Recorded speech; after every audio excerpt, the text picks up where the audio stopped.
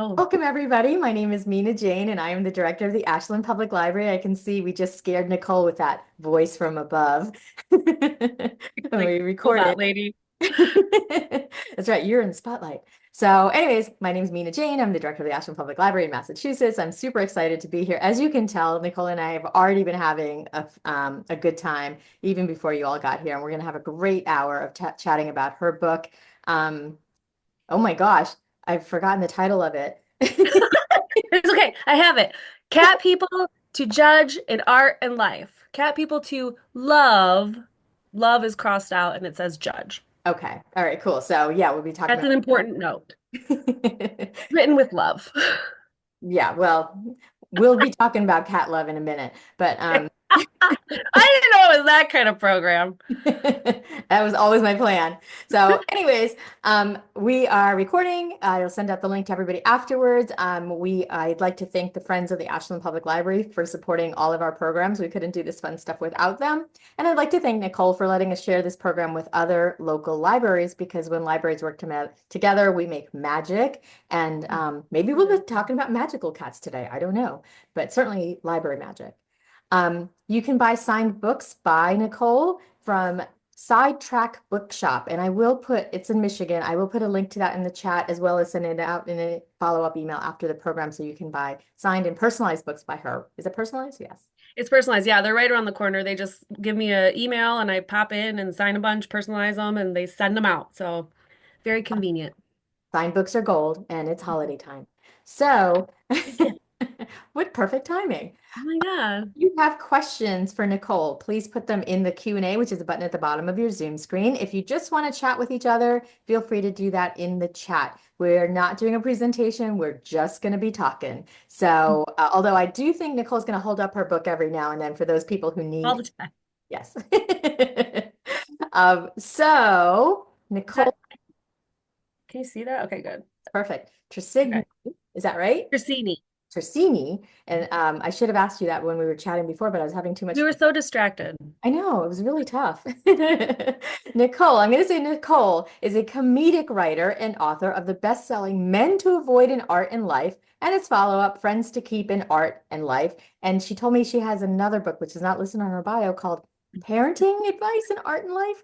Parenting advice to ignore in art and life. So it's basically that element from men to avoid, which is like unsolicited comments in the form of unsolicited advice about parenting.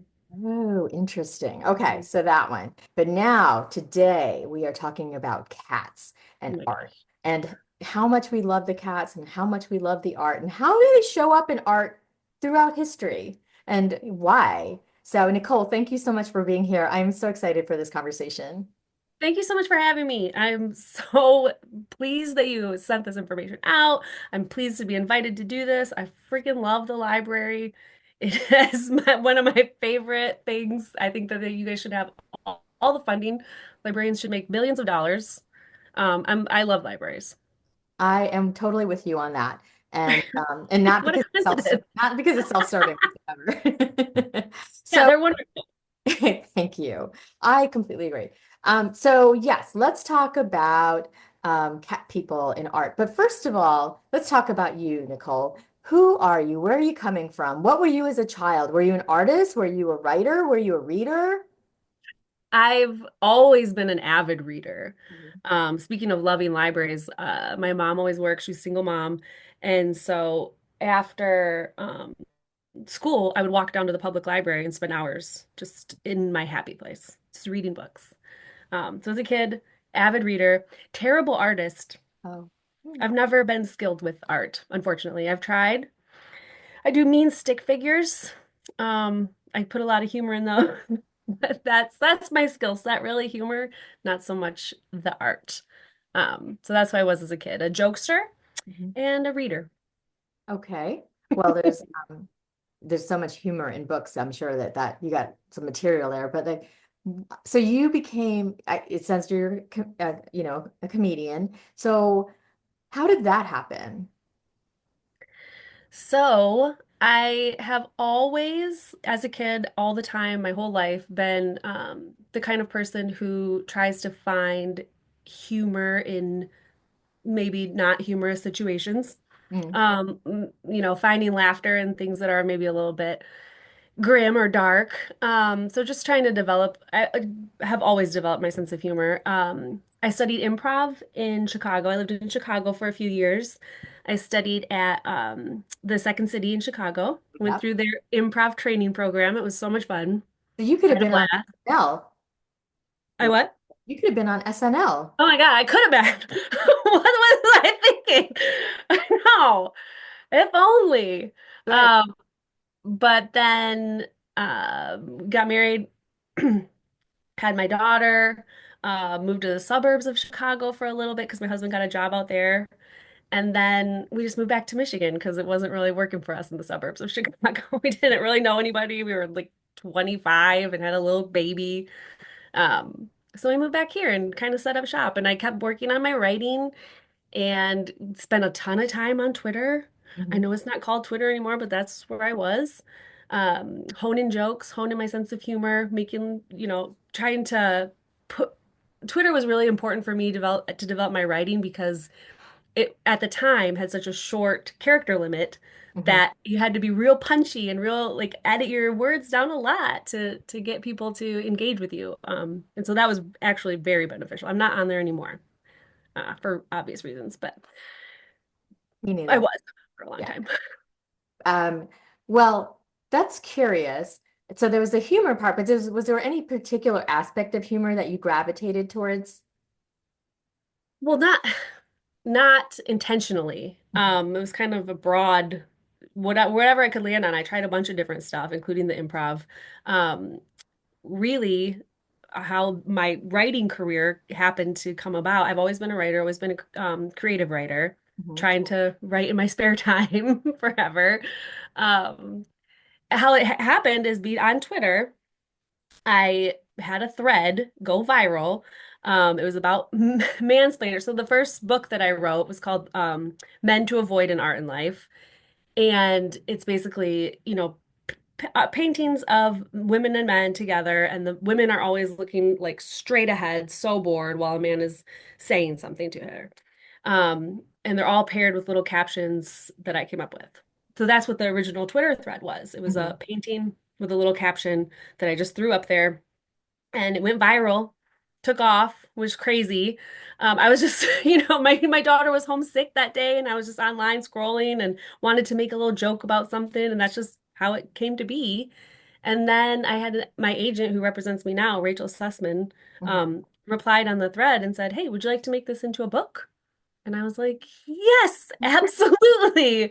Because I've been working for so long to try and get some writing going, and it just, the opportunity presented itself, and I was ready for it. I had put in a lot of work up to that point, so I seized it, I guess. Yeah. Absolutely. I mean, that is such an unusual story. Well, It's maybe, right? yes, it's very weird. Very, very lightning in a bottle kind of thing. I don't know other people who have had that same trajectory, Mhm. where it fully started from a viral thread, and now I have 4 books. Yes, and there, the way that you do this is really interesting. So we'll talk about the book in just a second. I know people are anxious to see pictures of it and everything, but we were talking about this before we opened the Zoom, was that you don't actually make these books like other people do, like taking out an iPad and, drawing stuff or writing stuff or using No, tech. no, I'm terrible with technology, really bad. I've always been bad at it. It's kind of a running gag in my house. Mom doesn't know how to work anything. She breaks the remote, like she touches stuff and it breaks.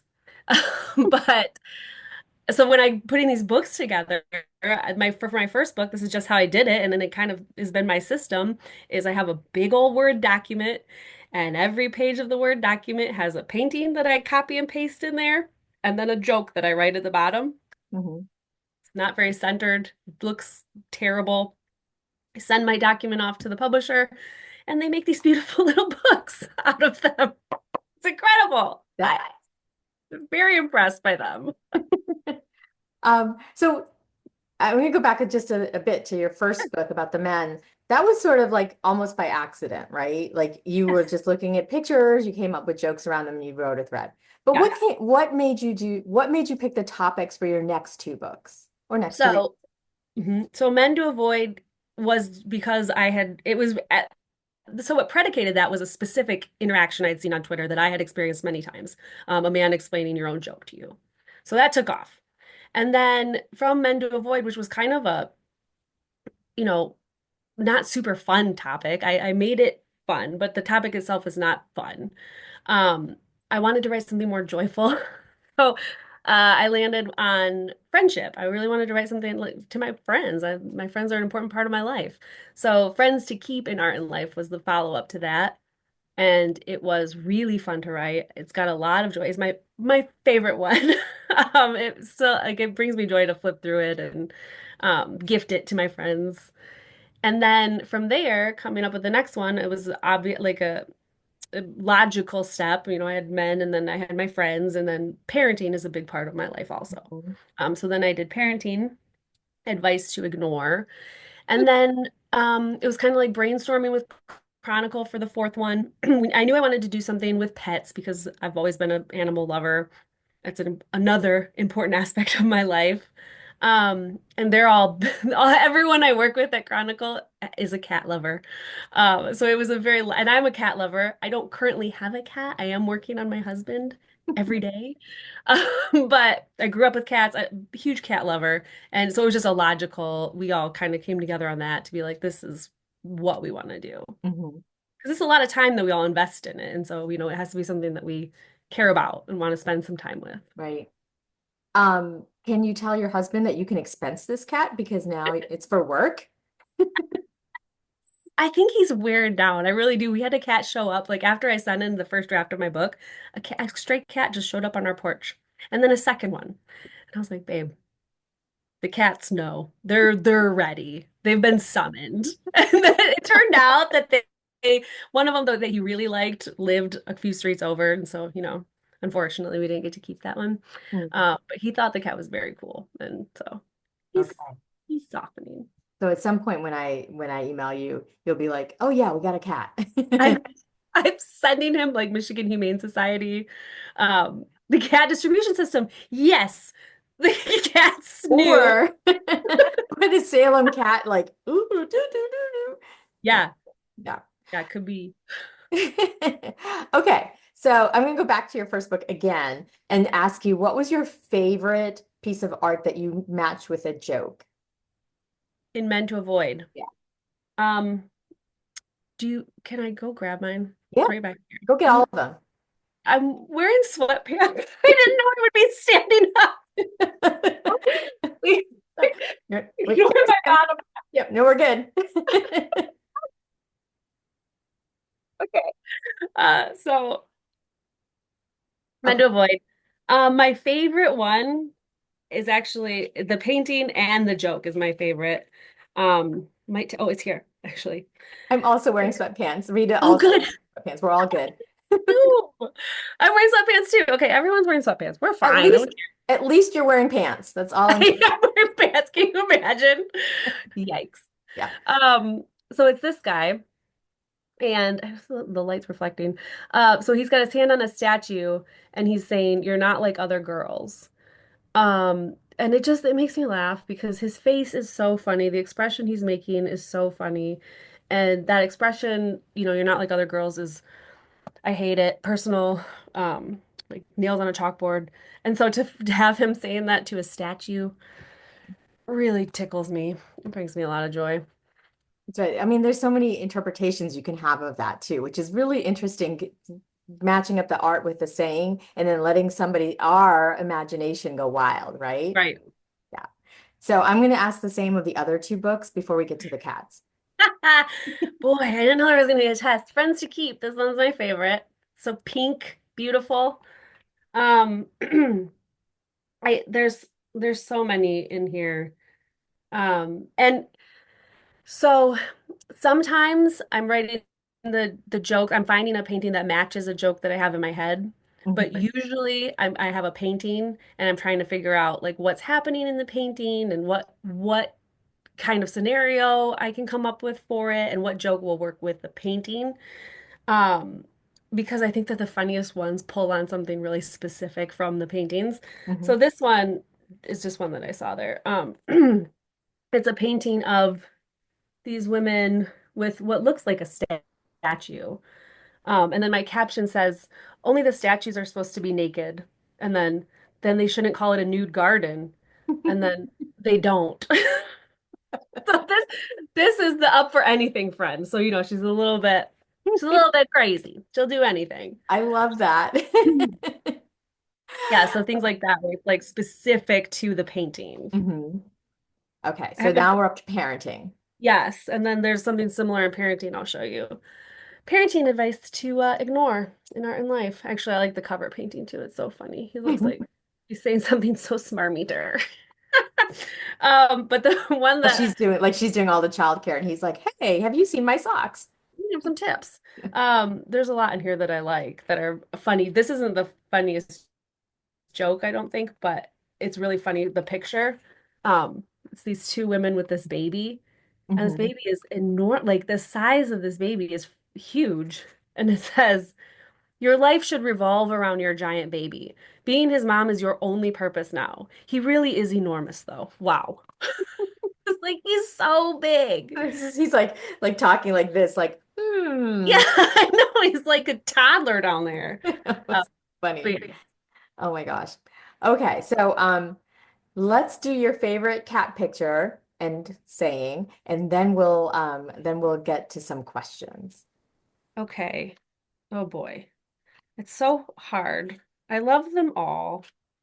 I want to pick a really good one because you're here for the cats. I really like this one. It doesn't have any people in it. So this is a cover of cat people. hmm Um, this is just one with two cats. And they're saying, "You brush us every single day, twice, but your hair looks like that." Interesting. That's funny. That's a good cat mom for sure. Or Right. dad, cat Take dad. care of your babies. That's right. But they're more important than your own hair.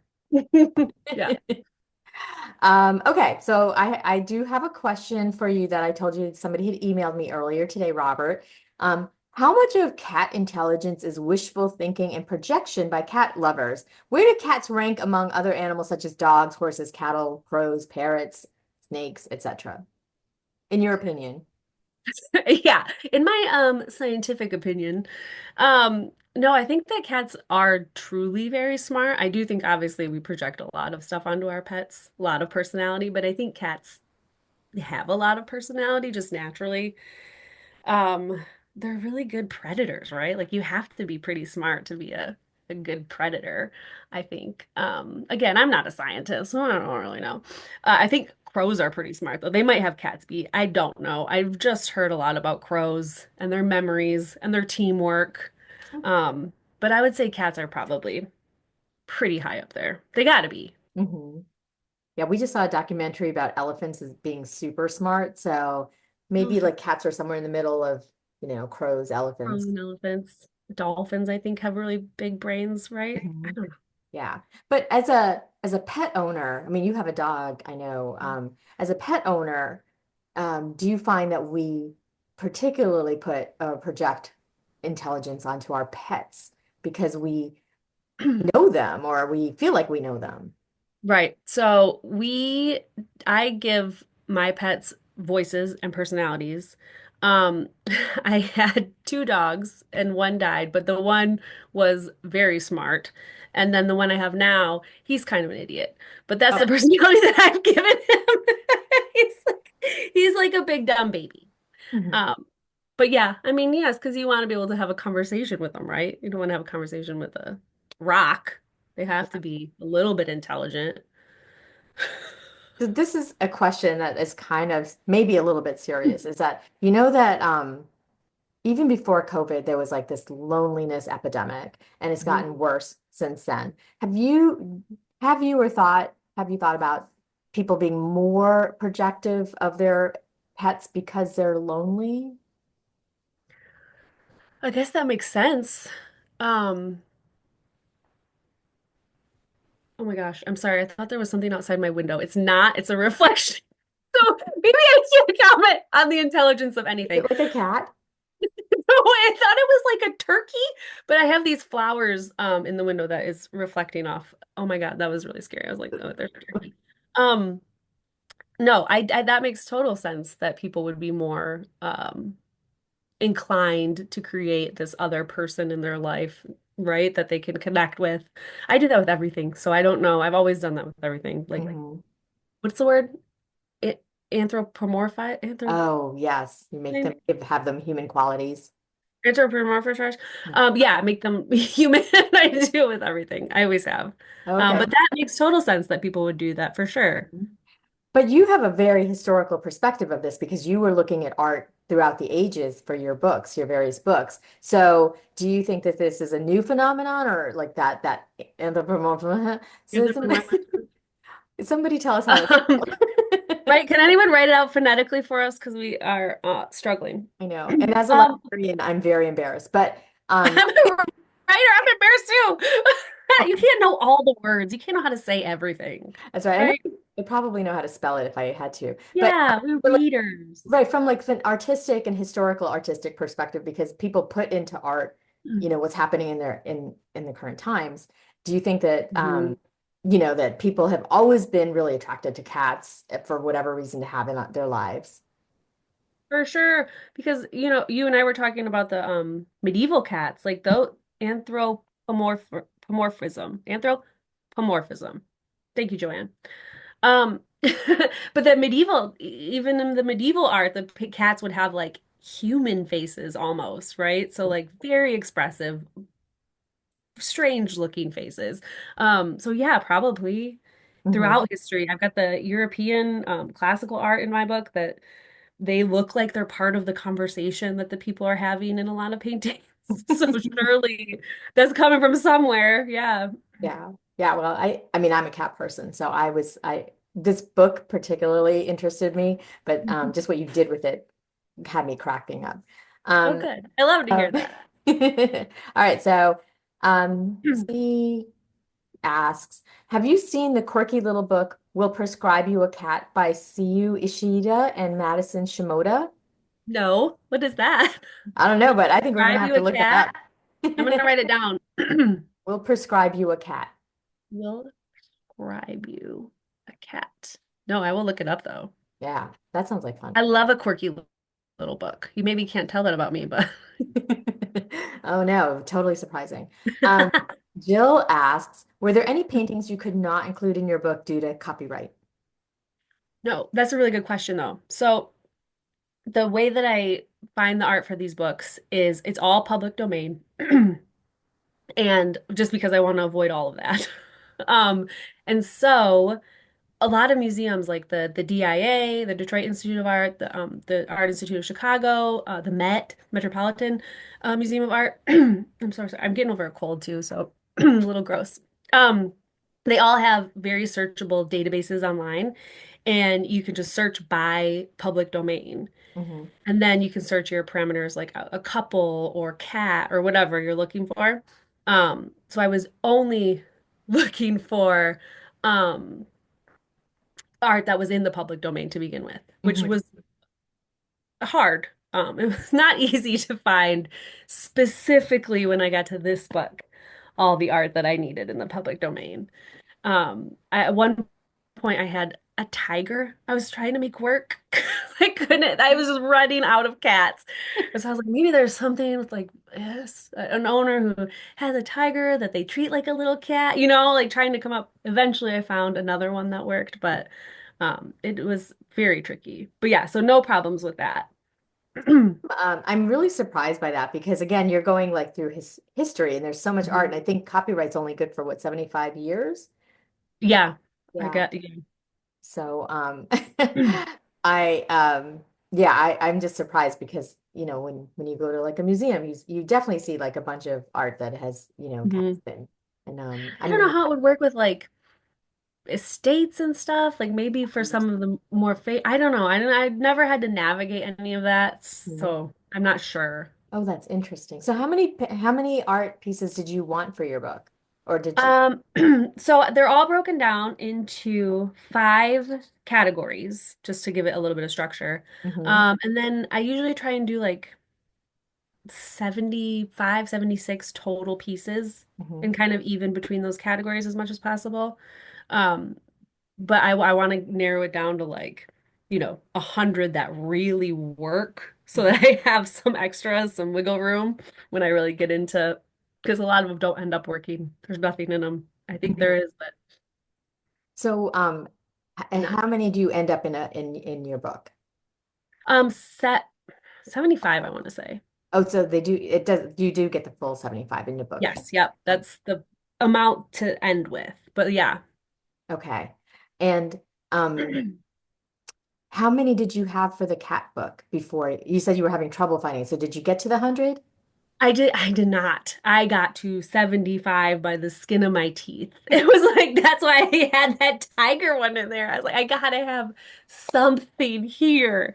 No, it was really hard. And then a lot of them in the cat book are there's several pictures that are just cats, like the one I showed you, that Hmm. don't have people in it at all Hmm. because there just weren't Oh. enough. Did you I have the same know. problem? Did you have the same problem with the other books? I would imagine the Friends you wouldn't have. No, not really.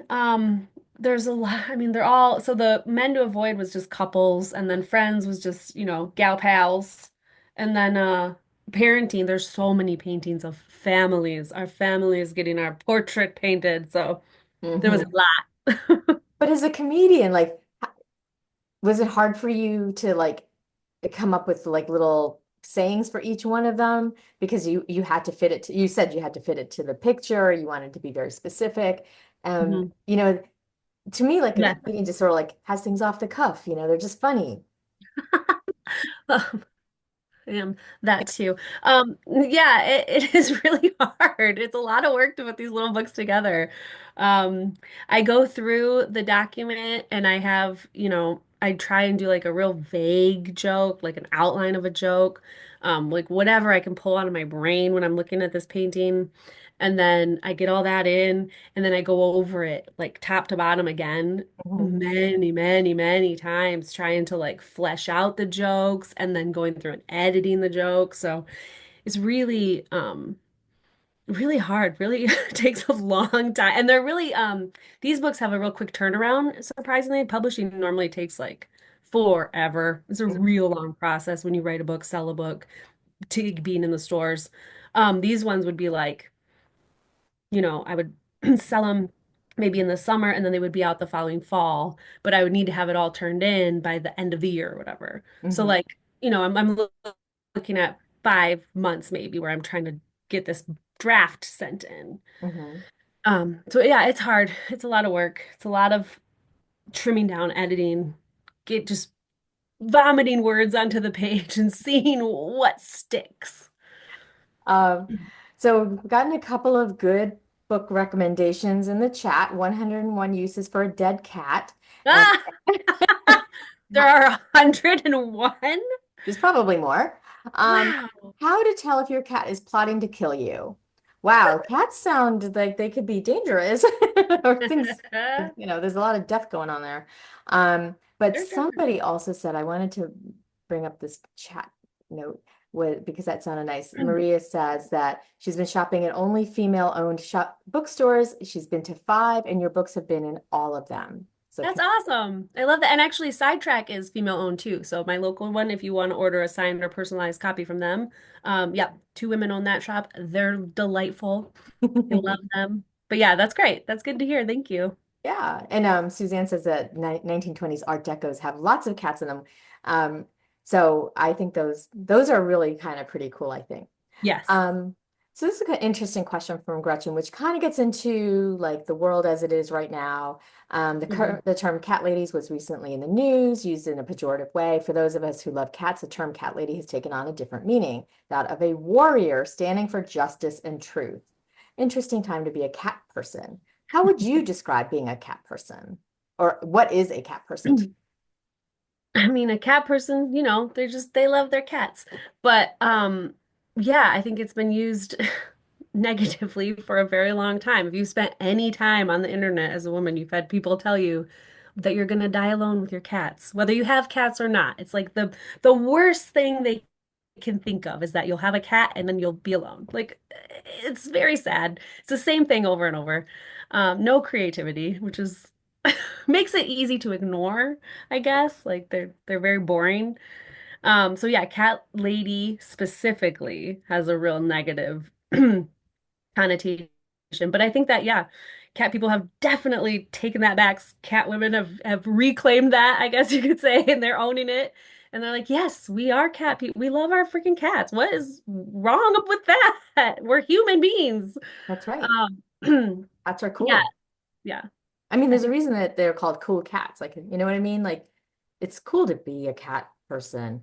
yes. I think that, I don't know, do you think that the insult in that is that if you die and you have a cat, that your cat will eat your face, I right? don't, I mean, is your cat gonna eat you? I don't know. I was asking my husband about our dog the other day, like, will he eat us if we die? Right? Yeah. Will he? I don't know. Do they? No, the insult for them is that they can't imagine a world in which women are happy not with a man. They can't, they're the best scenario is you're with them. Mhm. Even though they clearly suck and are very boring people. These specific men who use that as an insult. Mm. So that's But why they. maybe your next good book could be a combination of the first one and the fourth one then. Ah, right? Uh-huh. I There's mean, a lot talk of about, overlap. I got a lot when my first book came out, a lot of the trolls, cat people, you're a cat lady, you're I I've got asked a bunch of times if that bothered me, Mhm. but no, not really. It's really easy to ignore someone so boring. Oh my gosh. 7 Suzanne, how days. do you know this? Ugh. Cats will only eat a corpse for the first 7 days. Well, Okay. Hmm. then Well, they get a little pickier. I was to say, while you're fresh, Yeah, I'm not eating that old meat, thank you. that's They gone. have standards. It's right. That one's turned. Okay. Um, let me see. A published study. Thank you, Suzanne. I'm sorry, we're just having way too much fun here. Jill says, these are so charming and social media ready, shareable. Are there brands where who you want to create content in this format for them? So that's a good question. And the answer is not really. I am actually on Instagram. So Nick and Nicsigni, Nixini underscore writes is my account on Instagram. And I'm trying to post, as often as I can. I'll put up some little jokes. And uh, so that is fun for me, obviously, too. I like doing that. But I wouldn't enjoy it if it was work. I wouldn't enjoy it if I had to do that, for a brand Mhm. specifically. There's none that really come to mind that I mean, I never say never. Maybe there will be a company that's like, this would be so perfect for us, and I would really enjoy doing it. Um, but for now, I just like to put them up for you guys on Instagram. Mhm. That makes me happy. There's no pressure, right? Like I just put them up when I think of them, and we can all enjoy them. Now, I assume you could put anything from your own books, right? I can do what? You can put anything on social media from your own books. I can. There's some stipulations in my contract, like after the book comes out for a certain amount of time, how many pieces I can share. But yeah, I put up pieces of my own from the books. Usually in like promo kind of stuff. I'll throw up a few jokes from those. But most of on Instagram is all not in the books. It's all new stuff. Mhm. Ooh, start following you. I think, wait, I'll go do that later. But now let's go to your book. Right. I know, yeah, I asked you your favorite, but could you give us like one from each category and Sure. explain to us like why I got into that category and how you picked the thing? Yeah, of course. So cat people to judge in art and life, which, okay, first of all, I want to say there was a lot of back and forth between me and my publisher around um well, it was really important to me that the message was it's not mean about cat people. It's Mhm. like the cats have the attitude. The cats are the ones making the jokes, right? Mhm. Like they're the where the humor is coming from is the cats because they have like a reputation for being, they have an edge, an attitude. It's not me, Nicole, making fun of cat people. Like, that was really important to me that it was made clear with the publisher. And so one way we thought to do that was by having the cats in the book have a different font than the humans. Mhm. And so that font is on the front. The judge is coming from the cats. Oh So yeah. just to clear that up. Um, so it's broken down into five categories. There's the smotherer, the oversharer, the pushover, the proud parent, and the roommate. And obviously, there's a lot of overlap in those categories, and they're very exaggerated kind of categories. But so the first one is the smotherer. Um, and I'm sorry, I'm trying to find a really good one for you guys. And they're all so good. Um, da, da, da, da, da, da. Oh, here's just the kind of a cute one where this lady is sitting with her cat. So I got a reflection. You see her? Yeah. And she says, I don't want to leave you alone, but I have to go to work. And the cat says, you can't lose your job. I've grown accustomed to a certain lifestyle. So that's the cute little the smotherer. And So then that yeah. was it in Smotherer because the cat owner didn't want to leave the Didn't cat? want to leave, yes. So there was some other ones. In the smotherer, there's also this lady who's like, she looks like she's smothering this cat, like Mhm. actually in the painting. And that one says, I know it's not cool to take photos with your mom, but one day you'll thank me. And then the cat saying, today is not that day. So just that kind of thing. Does look like she's like kind of choking that cat. She's definitely smothering the cat. Now that one Literally. looked kind of Art Deco, that Yeah. cat. And then the oversharer. So, oh, speaking of, here's this one where there's these two women and they have a cat between them. They're kind of playing with a piece of yarn. And it says, if I died, she would eat me, and I think that's really beautiful. And then the cat says, I would start with your eyeballs, which I don't know if that's true. Suzanne, did you see in the study that that was true? Please chime in. Um, and then That's gross. I know it's so gross. Um, this one, oh, this guy. Is with his cat, and I like the face that he's making. Is really got a face on him. She says, or he says, she's constantly leaving mice on my pillow. Well, mice heads and butts. Sometimes you can piece them together like a puzzle. And the cat says, I have to feed you. You think Cheetos are a protein. The cat's kind of taking care of that guy. I'm glad you Oh, had both like men and women because I cat, do. Yeah, yeah, cat people, right? right. Anybody can be a cat lover. Um, and then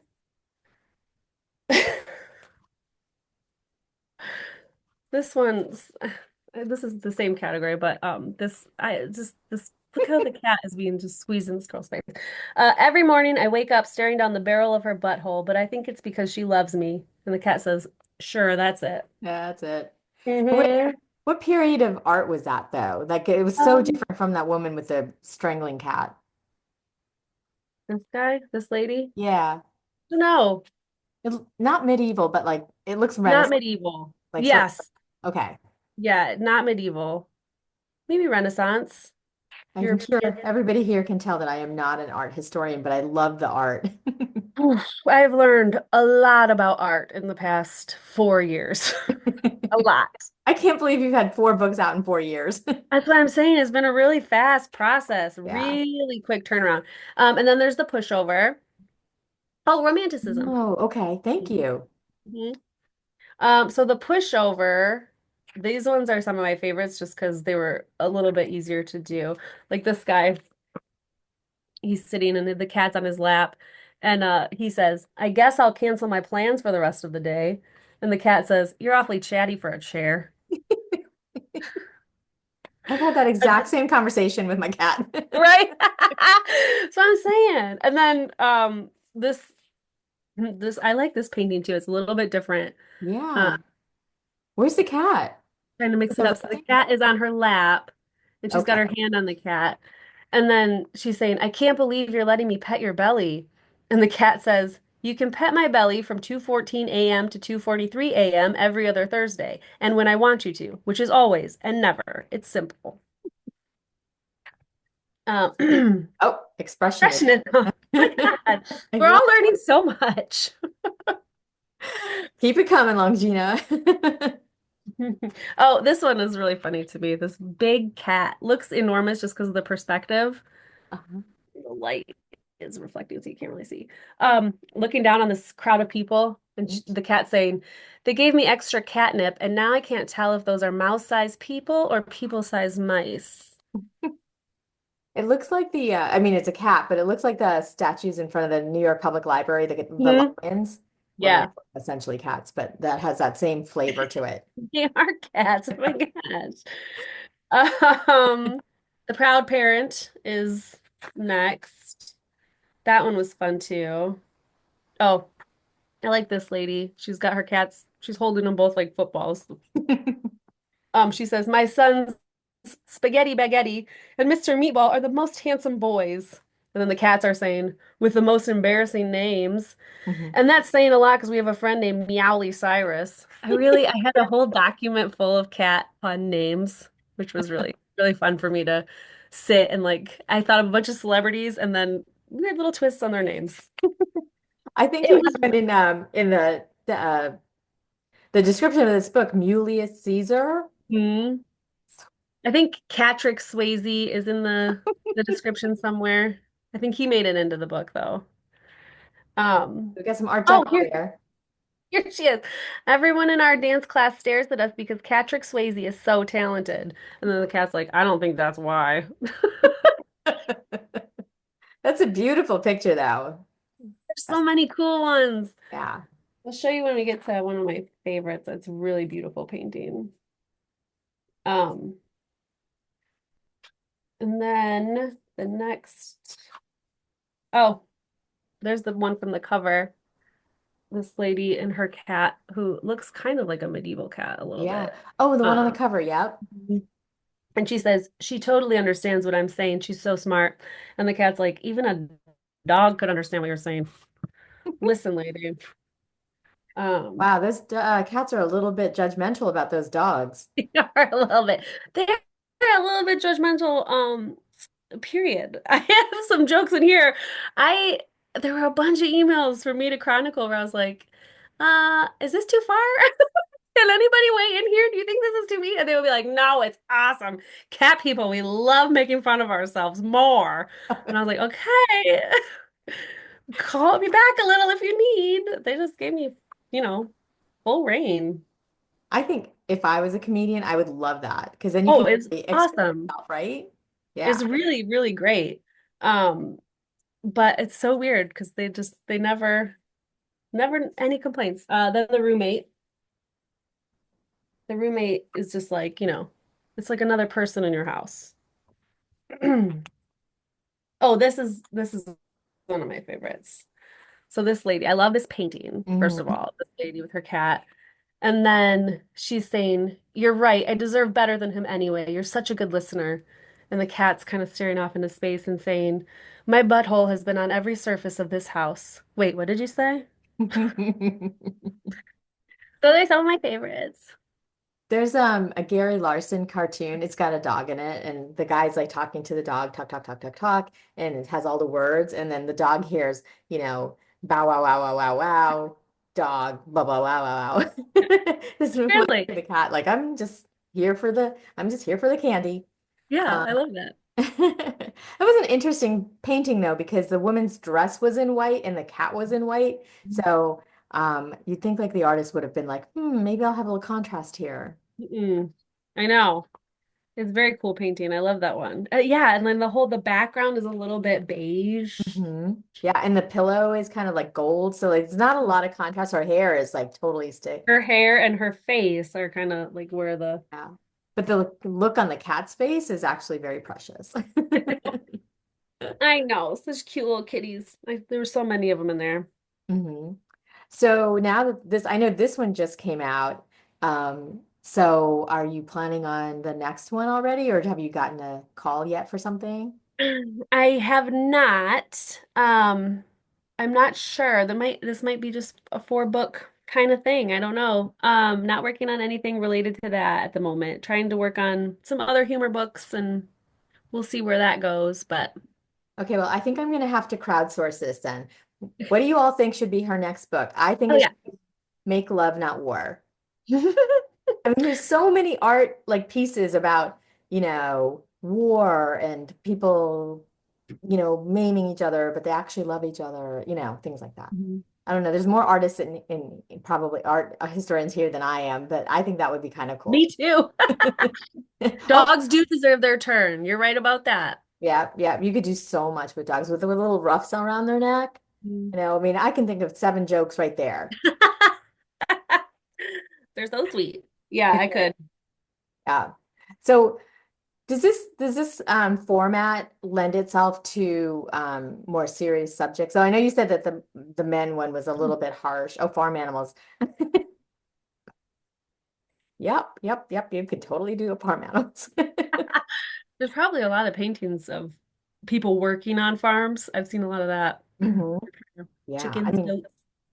there's so many topics that you could possibly do. However, Art to avoid. you would have to check out the Bad Art Museum. Oh yeah. Yeah, then you would totally know what art to avoid. Like that big ball of twine someplace in the Midwest. I actually want to see that, but it is art, right? I mean, I feel like it could be kind of cool. Just a Yeah, big ball of, yeah. Look at it. exactly. So, yeah, farm animals are to avoid. War and peace. No, war and love and war. Um, Oh, but- 2 a.m. in Ireland. oh, Thank you for being here. oh my gosh, people are really dedicated to you, Nicole. Oh my gosh, I love it. Thank you. I hope Yeah. it's entertaining. Definitely. So I was asking if you think that you would ever do something a little bit more like serious, like you did the first book, which was, really kind of pointing out where the mansplaining thing. I think so. I'm working on a few pitches for various things right now. Um, uh, and they have a little more bite. So I don't know actually what I'll be landing on next. I've got several different things trying to figure out what the next kind of direction is going to be. Mhm. If it's not, continuing this series. Although I do have a couple of ideas too for this. It's just a matter of seeing what the people want. Well, it's only us, you, me, and I don't know, 87 of your favorite fans. So maybe you Hi could give a guys. hint on what those ideas would be.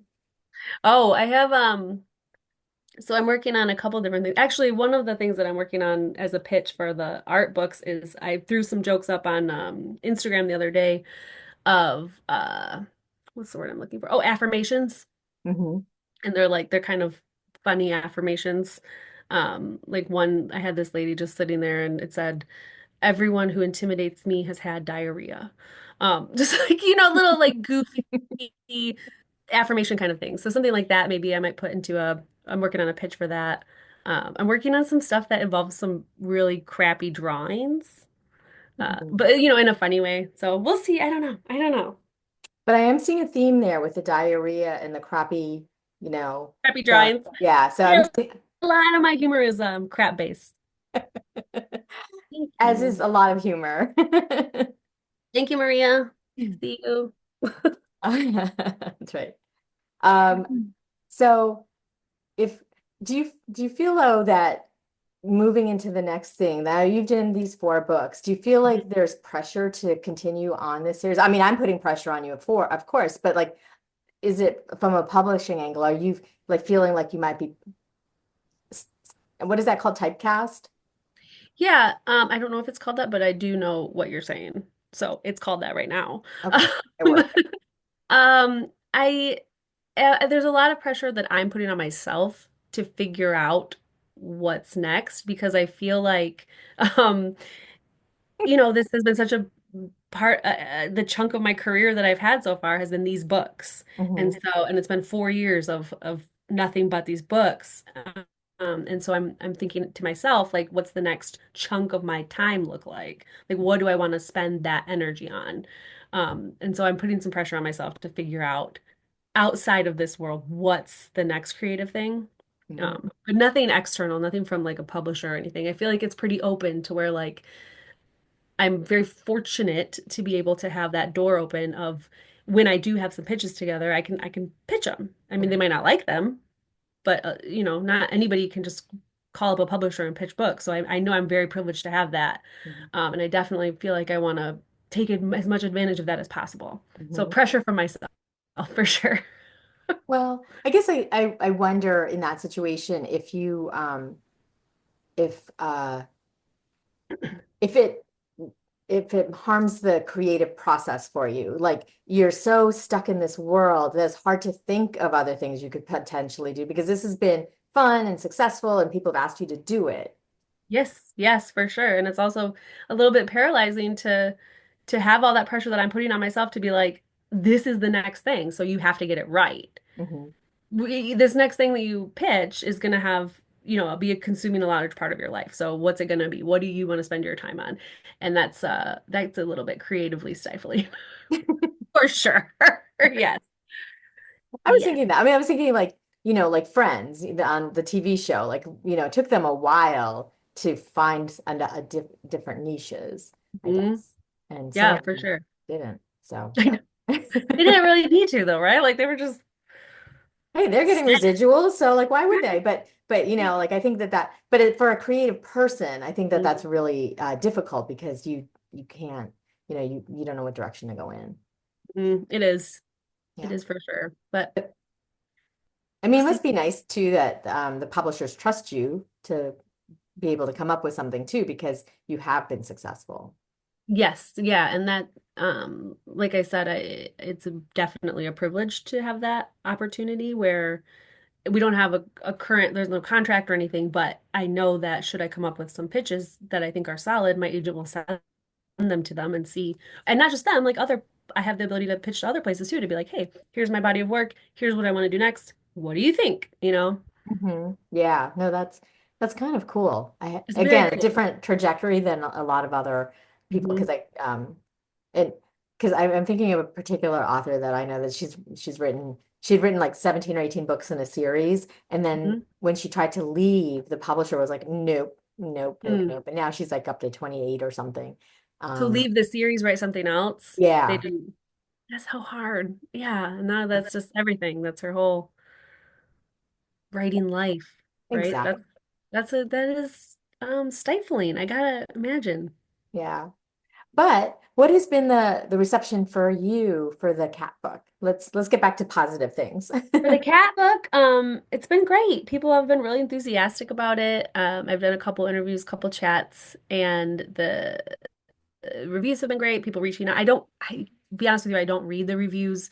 Um, if there are really good things popping up, they kind of make their way to me. But I don't seek out reviews. I think those are for readers, so I don't put my nose in them at all. People should be able to free to say whatever they want. Hmm. Um, but it's been great. People seem to really enjoy it, and my publisher is right. Cat people do like to make fun of themselves. Oh, great. And it was fun to write, and the reception for all of them has been really great. I've had people reaching out from around the world. I mean, as you know, Ireland here, from around the world to just say that my books have brought them a lot of laughs, when they maybe have not been feeling great, which is my favorite kind of message to get. I love that so much.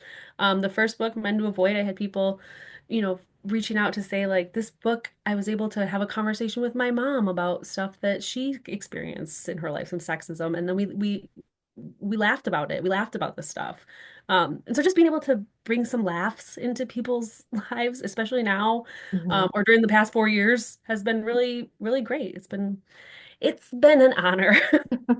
Truly, it really has. I'm Well, so happy to be able to do I that. love that people are using your books as a vehicle to have conversations too. That is so wild to me. I love that. Hmm. What's the funniest thing you've heard about your book, like from a reader? Just well, specifically some of the jokes in the Friends book, having people reach out and be like, "Was this this happened to me. This joke literally happened to me. Or about like I have one joke about there's women are sitting around and one's looking at a piece of paper and the joke is something like, reason number 75, you should break up with him. He thinks that the shampoo dripping down in the shower is enough to clean his butt. Um, and I have had people be like, I dated that guy.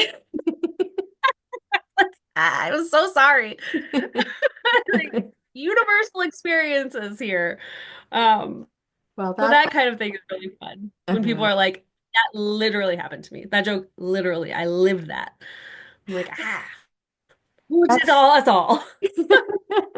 that's so funny because like you're just making something up in your head, but actually, you're not hearing this from like you were on the subway and you heard somebody say that this happened and you made it into a joke in your book. Like you're finding. Right, but it's all like, stuff that I've absorbed in living for, almost 40 years of living and making relationships and hearing from friends. Like this is all Mhm. stuff that you just kind of put in your brain, file away, and yeah, it's Mhm. crazy. Well, I think we were talking about this earlier about perspective is that people will read into it what their life experience is. So Hmm. you and I might both read it, but we'll have a completely different reaction to it because of what we've experienced in our own lives. And I For sure. love that about this book or your all of your books because people can connect to in all different ways. Um, wait, when I say cats in plural, people ask me how many cats I have. I love answering 11 and see their reaction. Like I really only have two. So you really have the Roman numeral two cats. Heaven would be a Okay. lot. Sorry, I just had to read that. Yeah, so I love your books. I think that they're fantastic and Thank they you. again connect with people in such a wonderful way. I Um, love that. I had no idea, when I was doing the first one that it would be something that would go all around the world and really, really, truly connect people and have them connect with me. mhm. I get so many emails through my website that are just like so kind. I rarely get anything rude. Um, People are very enthusiastic about it, which has been really nice. All of them, all four of them. Mhm. Okay. Well, yeah, I think they're fun and they're thought provoking and they have art in them. So that there's like a They're visual. beautiful. Yeah, it's wonderful. So we will look forward to whatever you come up with next, Nicole. Thank you. So I want to say thank you to you for doing this. Like I said, taking an hour out of your time to talk to us about this wonderful, wonderful series that you have. And to everybody who's been here and asked these great questions and had some good laughs with us, I appreciate you. And Thank you I so hope, much. Yeah. yeah. And remember, you can buy signed books by Nicole. I will send a link about to that to everybody. And if not, you can certainly find her books at your local libraries. I know we have them. So feel free to run out and get them because they're awesome. Thank you. I really appreciate that, Mina. Well, have a wonderful night, Nicole, and to Thank you. everybody. And thank you guys so much. This has been really nice, and it's nice to connect with you guys. Have a wonderful night, everybody. Happy reading.